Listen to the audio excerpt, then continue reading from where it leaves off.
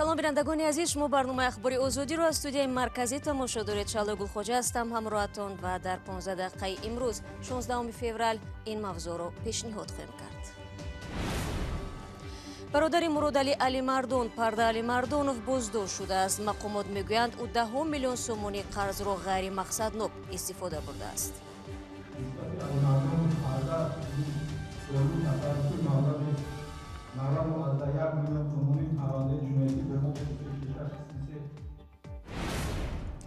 чаро бояд нафурӯшем? вазири саноатӣ Тоҷикистон аз фурӯши тиллои хом ба кишварҳои хориҷӣ пуштибонӣ кард. бори аввал дар бозори ҷаҳонӣ тилло нархи хеле боло шуд. чаро ки уна нафурӯшид? чунки фардо ки ӯ поён равад зарари мо мешавад. вақте дору кӯмак намекунад, Қадами Қурбон овозхони тоҷик исрор меварзад ки бемории тӯлониашро бо оби дам табобат намудааст. оҷонсии мубориза бо фасоди Тоҷикистон ширкати бародари Муродали Алимардонро дар рӯйхати сиёҳ ворид кардааст. Парда Алимардонов, раҳбари корпоратсияи Баракат ва бародари раиси Агроинвестбонк миллионҳо сомониро аз ин бонк қарз гирифта, вале ба гуфтаи мақомот маблағро ғайри ҳадафмандона истифода бурдааст. ҷузъиёт дар гузориши Алишер Зарифӣ ва Амриддин Олимов. оҷонсии назорати давлатии молиявӣ ва мубориза бо коррупсияи Тоҷикистон дар нисбати Парда Алимардонов, бародари Муродали Алимардонов, раиси Агроинвестбонк, парванда боз кардааст. Парда Алимардонов ҳоло дар ҳабс будааст. нисбати Алимардонов Парда низ оли тасарруфи маблағи 91 миллион сомонии парвандаи ҷиноятӣ бо моддаи 246 қисми 3 оғоз карда шуда, нисбати номбурда чораи пешгирии ҳабс татбиқ карда шуда. дар айни ҳол ҳабсчи пешакӣ идома дорад. зарарҳо қисман барқарор карда шуда, вале то ҳоло пурра барқарор карда нашуданд. тафтишоти ин парвандаро оҷонсии назорати давлатии молиявӣ ва мубориза бо коррупсия пеш мебарад. масъулони оҷонсии зидди фасод гуфтанд, дар сурати баргардонидани қарз аз ҷониби Парда Алимардонов имкон дорад парвандаи ҷиноӣ нисбати ӯ қатъ карда шавад. назари наздикони Парда Алимардонов вобаста ба ин иттиҳомоти агентии назорати давлатии молиявӣ ва мубориза бо коррупсия маълум нест ва ин ҳам маълум нест ки онҳо ба ин иттиҳом розӣ ҳастанд ё не.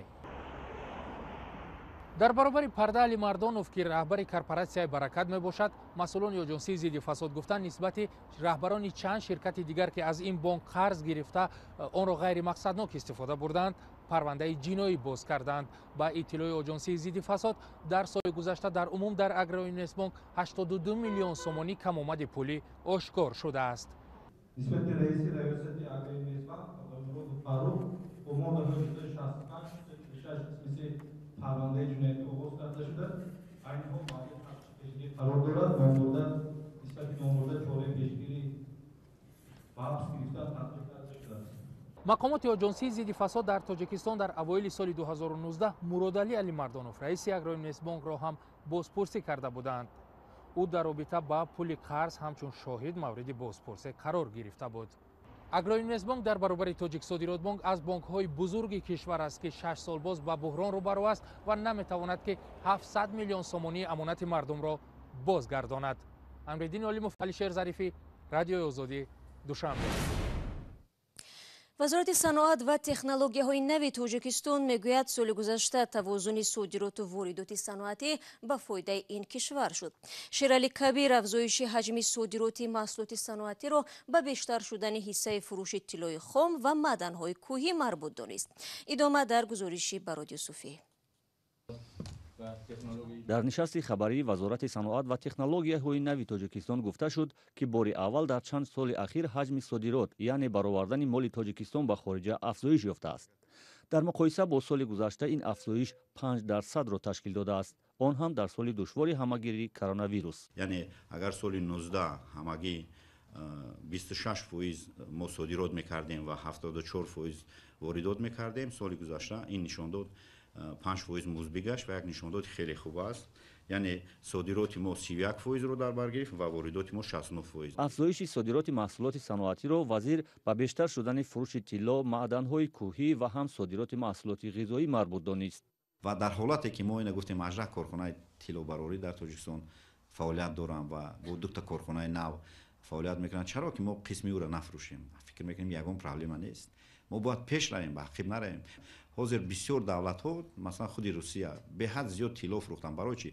بار اول در بازار جهانی طلا نرخ خیلی بالا شد. چرا که اونا نفروشید؟ چون که فردا که او پایان رود ضرر ما میشود. تحلیلگران افزایش صادرات را دلیل بهتر شدن نشاندادهای ماکرواقتصادی کشور مینامند. ما میتونیم گفتن که در برابر مال‌های صناعتی و سنگ‌های قیمت‌بها مال‌های مثل گیریم که محصولات کشاورزی ما هم جایگاه خود در منطقه مثل پیدا کرده هم.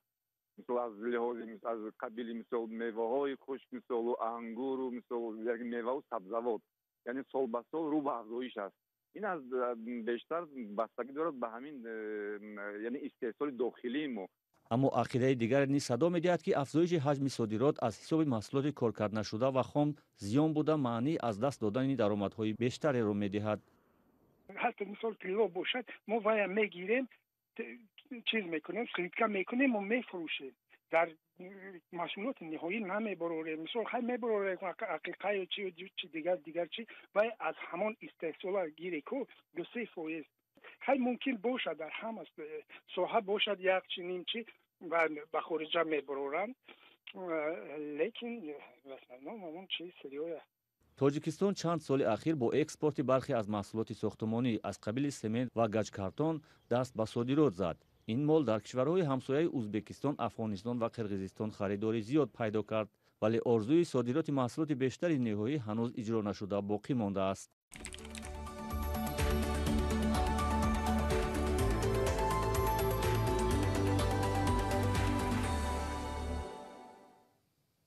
شما برنامه خبری رادیو ازودی رو تماشا دارید. نسبت 4 شهروند تاجیکستان که سال گذشته در آلمان بازداشت گردیدند، عیبنامه رسمی اعلان شد. آنها با عضویت در سازمان دهشت افکن دولت اسلامی گناهگار شدند. مفتشان آلمانی میگویند دلیل‌هایی دارند که عیبدار شونده ها تلاش کردند به این سازمان کمک رسانند.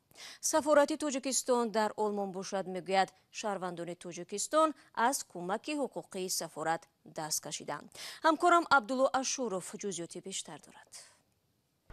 وزارت مدافع ترکیه روز دوشنبه 15 فوریه خبر داد که مقامات این کشور اثنای عبور غیرقانونی مرز سوریه با ترکیه 3 شهروند زلندیایی نو را بازداشت نمودند. طبق معلومات ترکیه، زن 26 ساله که با طفلش بازداشت شده است با عضویت در سازمان دهشت افکن دولت اسلامی و یا داعش متهم می باشد. نیروهای امنیتی ترکیه این زن را با درخواست اینترپل در شهر ترکی ریحانی واقع در مرز با سوریه دستگیر کردند. منصبداران امنیتی ترکیه میگویند فعلا بازپرسی این خانم جریان دارد. سپس او و کودکانش به زلندیای نو انتقال داده می شوند. اینترپل این زن را با ورقه کبود جستجو داشت، یعنی تشخیص مکانی بود و باش و تشخیص هویتش را در تحقیق جنایی منتظر بود.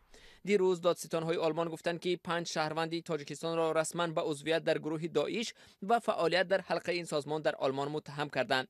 در بیانیه دادستانی کل آلمان آمده است که دادستان‌های فدرالی پرونده را روز 1 فوریه به دادگاه شهر دوسلدورف سپردند که ماه گذشته در اینجا یک شریک این 5 نفر را با گناه عضویت در گروه داعش، تأسیس حلقه سازمان در آلمان و تحریزی 2 حمله به 7 سال زندان محکوم کردند.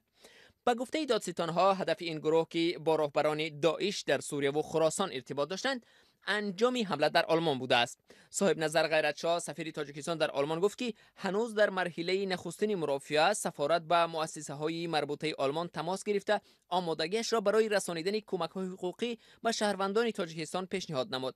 دستگیر شدگان با رد کردن پیشنهاد از اداره‌های آلمان اصرار نمودند که نام و نسب آنها فاش نگردد. برنامه را با گزارش از تاجیکستان ادامه میدیم. امروز در برابر چند نهاد دیگر تاجیکستان، کمیته دولتی سرماягузорӣ و اداره اموال دولتی فعالیت 1 ساله خود را نتیجه گیری نمود. طور معلوم شد در این مدت سرمایه‌گذاری خارجی به تاجیکستان کم گشته است. نمایندگان این کمیته نیز چنین تمایل را به پاندمیای کووید 19 ربط میدهند. ولی تحلیلگران در صحبت با سرویناز روحولو و شهلای عبدالله گفتند مسئله جلب سرمایه‌های خارجی از این پیشتر نیز با مشکلات فساد و ناشفافیت روبرو بوده است. мақомоти тоҷик аз коҳиши бесобиқаи вуруди сармояҳои хориҷӣ ба Тоҷикистон хабар доданд. Кумитаи давлатии сармоягузорӣ ва идораи амводи давлатии Тоҷикистон эълон кард, ки дар як соли гузашта сармояи хориҷӣ ба Тоҷикистон то 47% кам шудааст. соли 2020 428 миллион сомонӣ сармоя ворид шудааст, ки аз ин сармояи мустақим 162 миллион доллар 162 миллион доллар ва нисбати соли гузашта умуман сармояи мустақим 47% кам шудагӣ. масъулини ин ниҳод мегӯянд, дар шароити рақобат барои ҷалби сармоя ва бо назардошти таъсири пандемияи коронавирус ва марҳилаи баъдӣ, кумита тамоми имкониятҳои худро барои ҷалби сармояи хориҷӣ аз ҷумла сармояи мустақим равона хоҳад кард. кумитаи сармоягузорӣ мегӯяд, коҳиши сармояи мустақими хориҷӣ дар соли 2020 дар ҷаҳон 42% ташкил дод ва ин раванд эҳтимол дар соли 2021 низ бо коҳишёбӣ то 10% идома ёфта, барқароршавии он дар соли 2022 бо назардошти беҳтар шудани вазъ дар назар гирифта шудааст. дар ҳоле ки мақомоти Тоҷикистон ба дурнамои иқтисоди кишвар ва ҷалби бештари сармояҳои хориҷӣ бо беҳшудани вазъи беҳдоштӣ умед бастанд, масъалаи ҷалби сармояҳои хориҷӣ ба Тоҷикистон пеш аз пандемия низ бо мушкилоти фасод ва ношаффофият рӯбарӯ будааст. бо вуҷуди дарёфти беш аз 400 миллион доллар гранту ёриҳои хориҷӣ, кишвар барномаи рӯшани ҳифзи иқтисодро аз паёмадҳои пандемия нашр накардааст. ахиран департаменти давлатӣ ё вазорати корҳои хориҷии амрико дар гузориши нави худ бо номи иқлими сармоягузорӣ дар Тоҷикистон 2020 Тоҷикистонро макони чолишбарангез ва ё душворе барои пешбурди бизнес хонда буд. дар ин гузориш ширкатҳои амрикоӣ коррупсияро аз монеаҳо барои сармоягузорӣ дар Тоҷикистон ном бурда гуфтанд, ширкатҳои амрикоӣ бо мавридҳои ришваситонӣ дар гумрук, андоз ва озмунҳои хариди давлатӣ ва гирифтани муҷаввиз ё парвона барои кор дар Тоҷикистон дучор омаданд. бо иштироки муовини якуми сарвазири ҷумҳурии Тоҷикистон бо намояндагони ширкатҳои амрикоӣ форуми ва чӣ мегӯянд вохӯрии маҷозӣ баргузор карда будем. ҳафтаи сипарӣ гашта мо дар бораи проблемаву мушкилотое ки аз ҷониби онҳо буд ягон хел масъалаҳои назарраси ки ба ё дар ин самти ки барои бурдани пешбурди фаъолияти соҳибкорӣ дар ҷумҳурии Тоҷикистон ба мо ягон хел чиз набуд. таҳлилгарон мегӯянд, андозҳои гарон, фазои носолими сармоягузорӣ ва ба ҳама ширкату корхонаҳо имтиёзи баробар надодан зоҳиран аз омилҳоеанд, ки дар баробари соҳибкорон ҷилави сармоягузорини хориҷиро низ дар кишвар мегирад. барои ҳамин албатта шароит ташкил кардан дар кор, шароит коррупсия набошад мамлакатда ёки финанс механизмҳои молиявӣ иқтисодӣ ба фоидаи соҳибкорон кор кунад. ин шароитҳои бисёре ташкил кардан дар кор ки ҳавасманд бошад дар мо кор кунад. кумитаи давлатии сармоягузорӣ мегӯяд, феълан дар Тоҷикистон 70 лоиҳаи давлатии сармоягузорӣ ба маблағи умумӣ беш аз 3,5 миллиард доллар амалӣ карда мешавад. тақрибан 50% дар сохтори ин лоиҳаҳо қарзҳо, зиёда аз 45% грантҳо ва боқимонда саҳми ҳукумати Тоҷикистон будааст. салом, агар хату хабар мехоҳед мо дорем. навиди бомдодӣ, сархати хабарҳо, ахбори Тоҷикистон ва ҷаҳон, гузоришҳо ва таҳлилҳо. чӣ мегузарад ва чаро? донистан, фаҳмидан аст. замима ё апи моро бигиред. қадами Қурбон, овозхони тоҷик, дар суҳбат бо хабаргузории Азия плюс гуфтааст, баъди бемории тӯлонӣ дубора ба по хистааст. ин овозхон мегӯяд, ки 4 моҳ ба ин тараф пизишкон дар пайдо кардани беморию оҷизӣ кашиданд ва дору дармон низ барояш кӯмак накард. чунин вазъият овозхонро роҳафтода намудааст, аммо Қадами Қурбон исрор меварзад, ки ӯро аз дами марг оби дам наҷот додааст. Қадами Қурбон мегӯяд, ҳоло 2 ҳафта мешавад саломат аст ва ба зудӣ ба фаъолияти овозхониаш мепардозад. албатта табобат бо усулҳои аз нигоҳи аввал на чандон ҷиддӣ дар гузаштани ҷой дошт, ки афроди бемор аз ночорӣ истифода мекунанд. барои мисол, соли гузашта як пизишки тоҷик, ки гирифтори бемории коронавирус буд, аввал худ ва баъд чанд каси дигарро бо доруи буз муолиҷа намуд. бинандагони азиз, 15 дақиқае ки дар ихтиёр доштем ба поён мерасад. ахбори аз ин бештарро чун ҳамеша метавонед дар сомонаи радио Озодӣ зернишони www.ozodi.org бихонед ва наворҳои рӯзро дар саҳифаи Ozodivideo дар YouTube тамошо кунед. фаромӯш накунед, ки фардо боз бо хабарҳои нав шуморо мунтазир хоҳем буд. худро эҳтиёт кунед ва худо нигаҳдори ҳар якатон бошад.